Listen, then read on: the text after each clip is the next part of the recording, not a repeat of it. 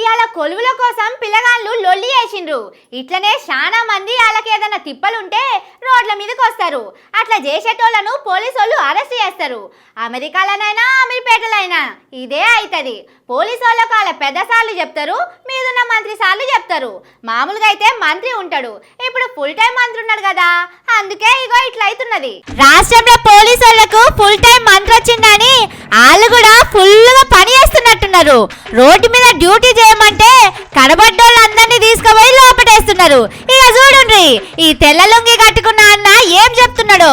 సరే నేను ఖాళీ మాట్లాడడానికి వచ్చినా సార్, మా కొడుకుది రాలేదంటే సార్ ఎందుకు మమ్మల్ని పట్టుకుపోయి అడిగోగలుగుతారు. లుంగి అంటే మరి రైతు, నేను మరి రైతు అయితే నాకే హైదరాబాద్ కూడా రావద్దా? వీళ్ళేం పోలీసులు ఉన్నారు, కొడుకు కాలేజీ సీటు కోసం వస్తే బస్సులు ఎక్కించుకొని పోయిండ్రు. ఎంత చెప్పినా ఇంటలేరు. ఇక ఈ టోపీ పెట్టుకున్న అన్నను చూడుండ్రి, ఈయన లాయర్ అట.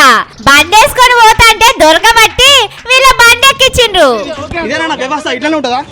ఇట్లానే ఉంటుంది చెప్పండి. మీరు చూపెట్టినా ఐడి కార్డు చూపెట్టినా, నేను ఐడి కార్డు చూపెట్టినా ఇష్యూ అవార్డు చేశాను సార్. ఈ అన్నది ఇంకో తిప్పలా ఏదో పని చేసుకుంటాడట. డ్యూటీకి పోతా అంటే బండి ఆపి పట్టుకొచ్చి పోలీసు వాళ్ళ బస్ ఎక్కించిండ్రు. నువ్వు ధర్నాకు వచ్చినావని ఎవరన్నారని మాట్లాడుకుంటేనే వేసుకొని పోయిండ్రు. ఎవరన్నారు ధర్నాకు వచ్చినా? నేను బైక్ ఆడ ఆపి చూస్తున్నా సార్, తీసుకొచ్చింది సార్. నా బైక్ ఆడ ఉంది, రోడ్ మీద ఉంది సార్ బైక్. ఇగో ఈయన ఏదో పని మీద బయటికి పోతున్నాడట, పట్టుకొచ్చి బస్ ఎక్కించిండ్రు. మేము బయటికి పోతున్నాం, బయటికి పోయే వాళ్ళు కూడా ఈడ వచ్చి పట్టుకుపోతున్నారు. ఇదేం పెద్దదండి? రేవంత్ అన్న ప్రజాపాలన అన్నాడు. ఈ ప్రజాపాలన ఇట్లా వస్తుందా? పోలీసు వాళ్ళని కూడా చూడండి, ఎంత చెప్పినా ఇంటలేరు, గుంజుకపోతూనే ఉన్నారు. ఇక్కడ పబ్లిక్ ను కూడా రోడ్ల మీద తిరగనిస్తలేరు. కానీ పక్క రాష్ట్రం ముఖ్యమంత్రి చంద్రాలు సారు హైదరాబాద్ వస్తున్నాడంటే జులూస్ తీసుకుంటానికి పర్మిషన్ ఇచ్చిండ్రు. రోడ్ల మీద బండ్లు తిరగరాకుండా అడ్డం ఫ్లెక్సీలు కట్టుకుంటానికి పర్మిషన్ ఇచ్చిండ్రు.